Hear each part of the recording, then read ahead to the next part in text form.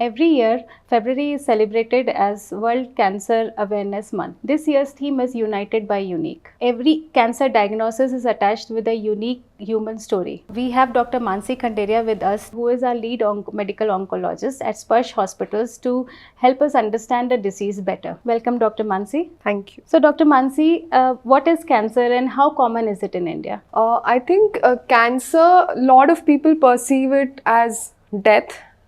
Cancer is just a disease.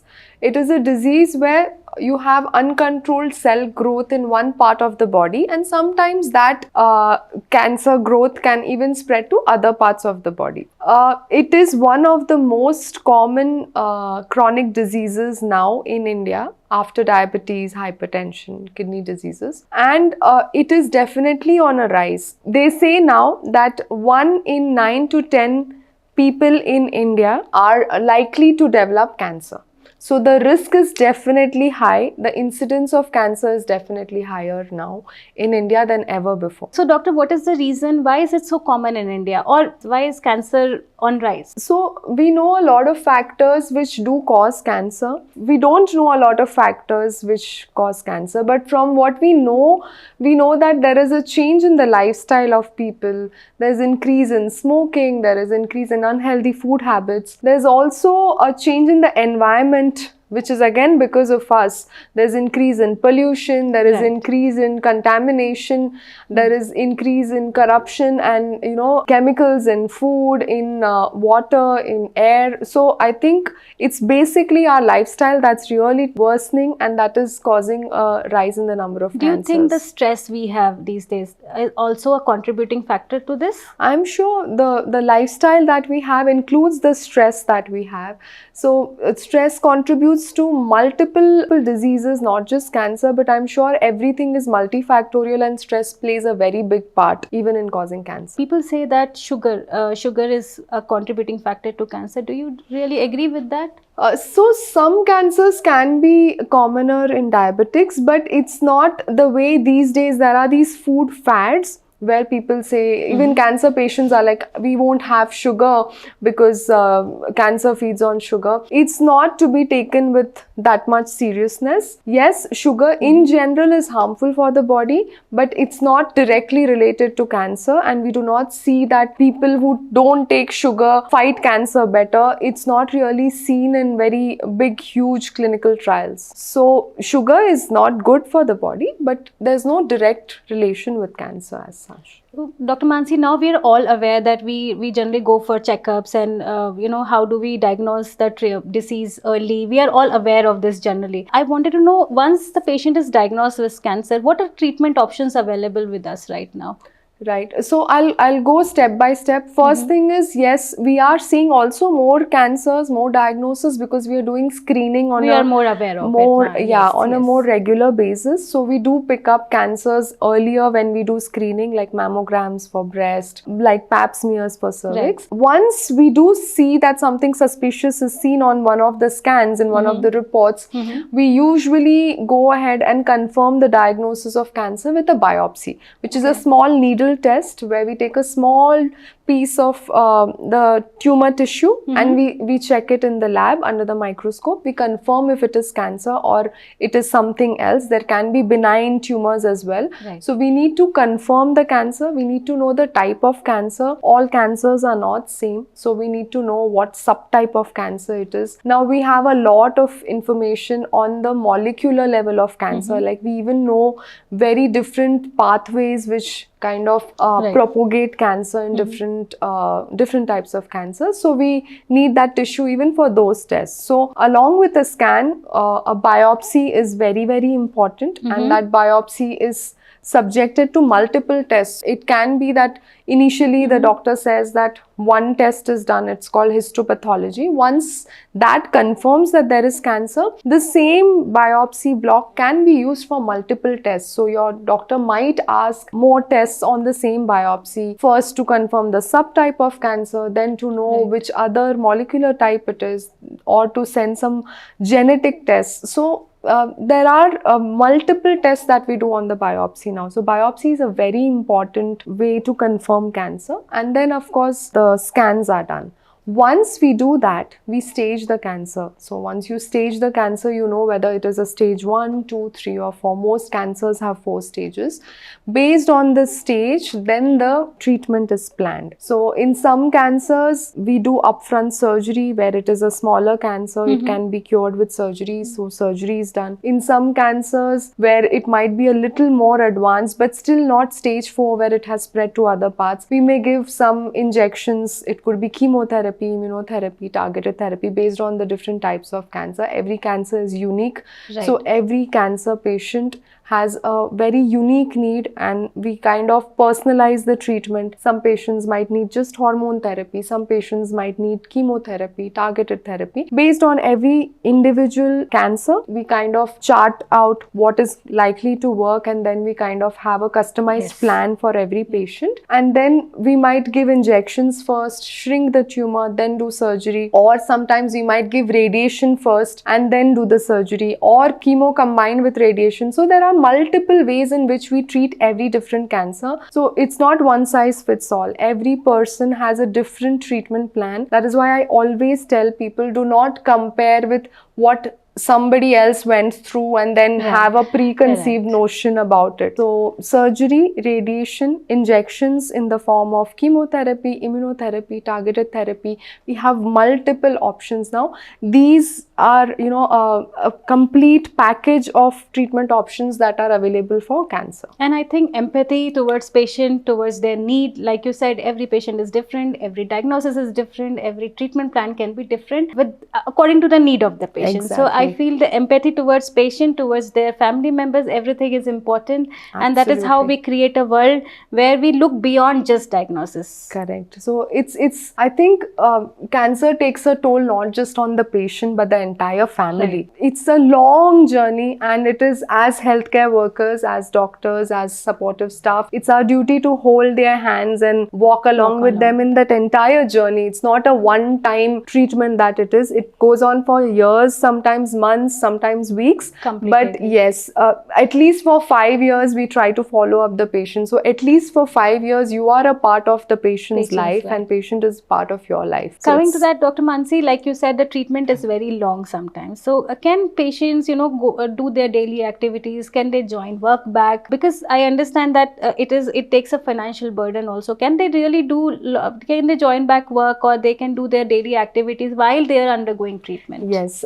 very, very pertinent question. So yes, patients can continue working. In fact, we encourage patients to continue what they do because it is again a part of how they feel and how they are going to tolerate treatment better. The more normal you are, the more regular you are in your activities, you will feel like it's a normal part of your life, and you continue the treatment. A lot of patients go to work on the day of their chemo infusion also. Wow. Some patients go a day later. Some patients have longer leaves, but it again is unique. Like every patient will have a unique need to work, a unique requirement at their workplace, but there is no contraindication as such to let them go. I encourage patients to continue their exercise routine, their yoga, their routine, even if they go to the gym, even a lot of running, walking, all of that can be done, swimming. But every cancer is different, so it can't be like I tell it to all patients. Based on every patient's need, we customize their routine, and work is always encouraged, except of course lifting heavy weights or physically strenuous work. We do try to avoid. We do tell them to avoid that, but I think desk jobs are completely fine. Okay, Dr. Mansi. Dr. Mansi, I would like to know, do you suggest a particular diet? Like we live in a world where social media is so common that we have 100 types of diet these days to lose weight, for a cancer patient, for a kidney patient. Do you suggest some particular kind of diet for cancer patients? Or so yeah, like I said earlier, there is a fad and there is this obsession about diet, and people think that diet will change a lot of things, which is partly true. I do agree. But when it comes to cancer, there's more hype than actual benefit. Again, like I said earlier, I encourage patients to continue eating what they regularly eat, to eat what they like, because there are very few things which are going to give you that joy and courage to continue your treatment. So we try to keep it as normal as possible. Yes, whatever is unhealthy, we ask them to avoid, but it's not like earlier where people, except in few cancers, where people would say that eat only boiled food, don't eat this, don't eat that, you can't have raw vegetables, fruits. All that doesn't hold true in today's context. Eat whatever you like in moderation, and healthy food, good home cooked food is always preferred over outside deep fried food. We avoid that, and yes, a more protein in the diet is always encouraged, but that is for all of us, including cancer patients, because proteins help in building muscle back. It helps in keeping the patient a little energetic. So we do encourage having protein. Yeah. Dr. Mansi, there is a very common question which runs in all our minds, that does cancer run in families? Yeah, so about 10 to 15% of cancers do run in families, and we do see some cancers which are more hereditary than other cancers like breast cancer, colon cancer. Some of these cancers do run in the family, but it's not that all cancers are hereditary. So it's very important to share your family history with the doctor, and they can have your pedigree chart, and they can help you in understanding if there is a chance of the cancer running in the family or not. But about 10 to 15% of cancers only are hereditary. Otherwise, they are sporadic, which means it can happen to anybody anytime. It's not like there is a genetic basis for it. Dr. Mansi, as you mentioned, there is a rise in cases of cancer.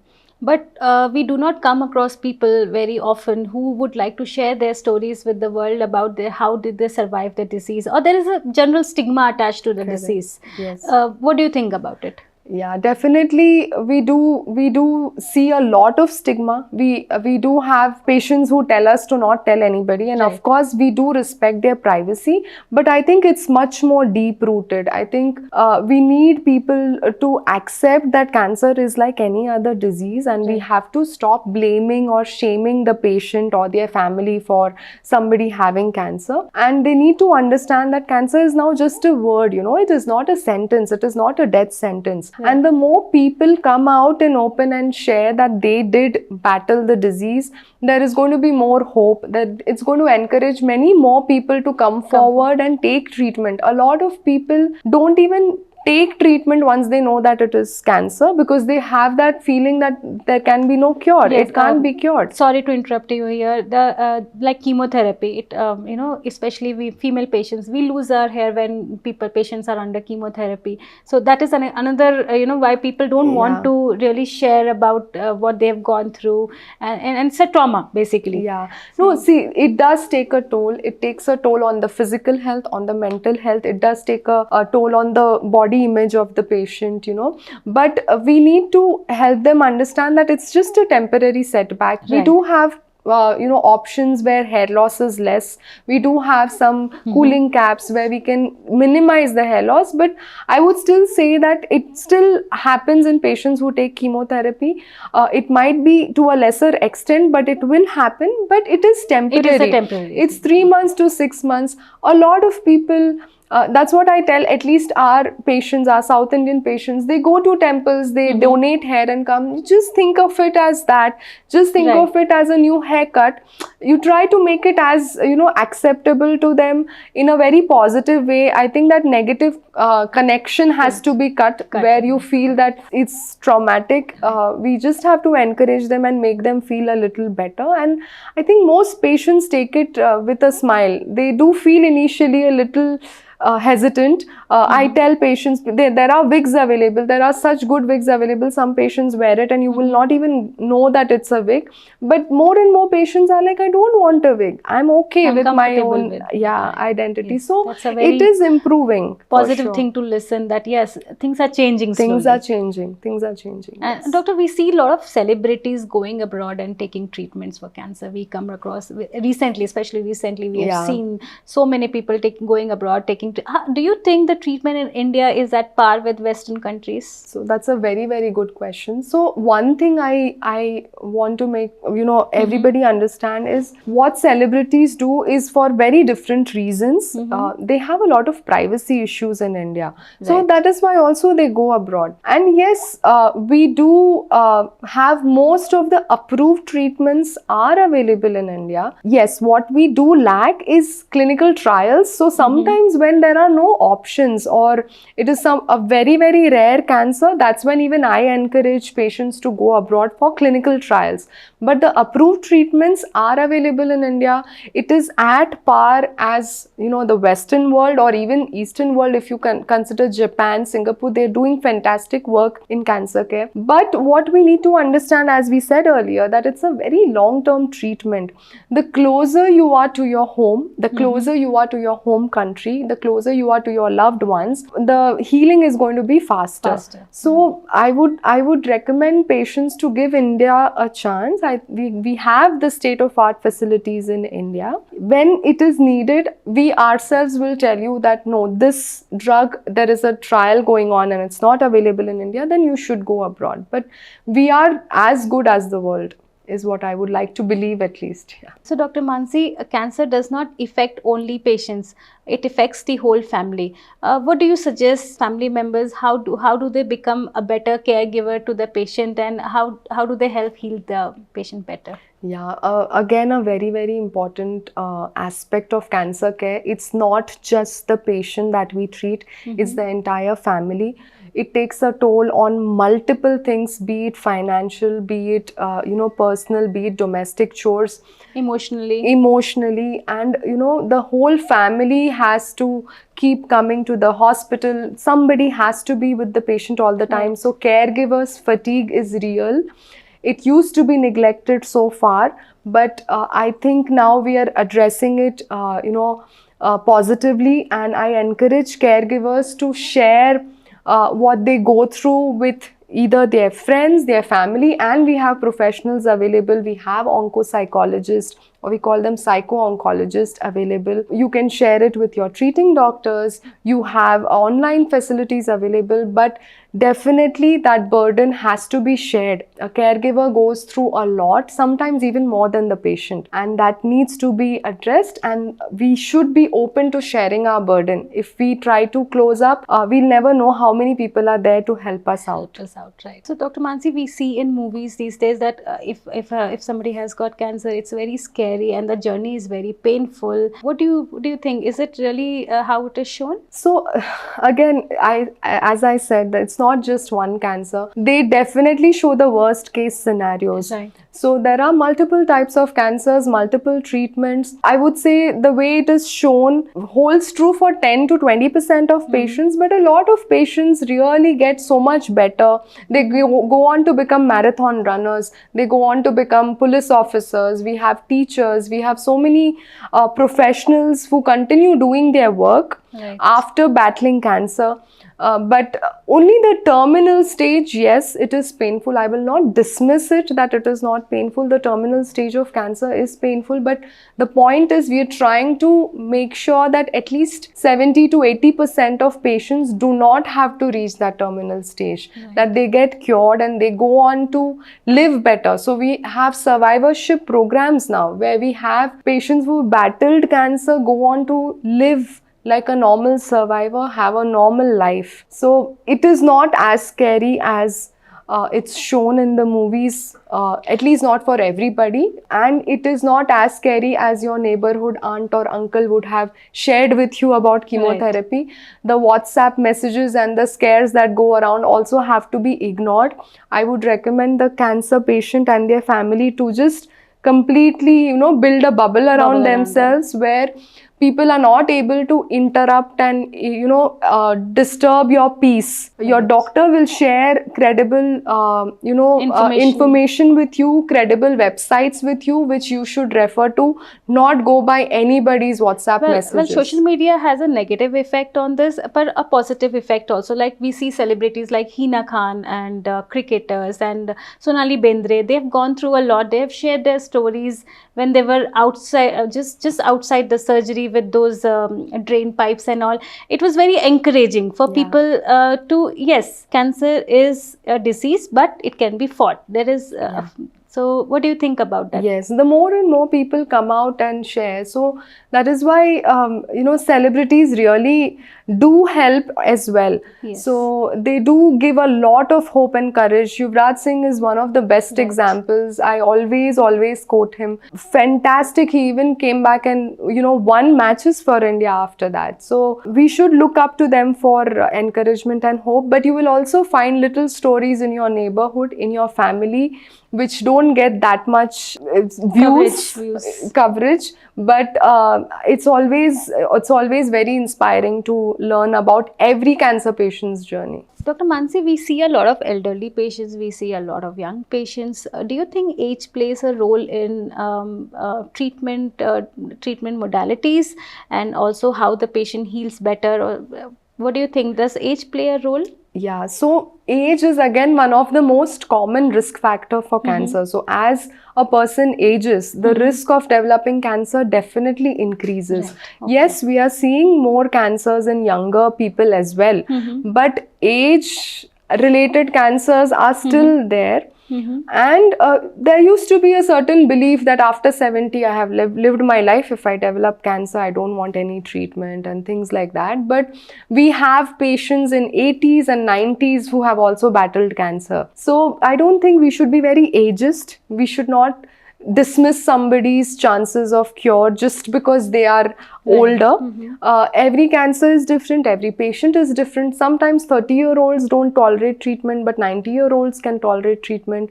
And some cancers are completely curable. When they are curable, when they are treatable, I think it is our duty to offer that to our elderlies. It should not be dismissed. You should treat it like blood pressure, diabetes.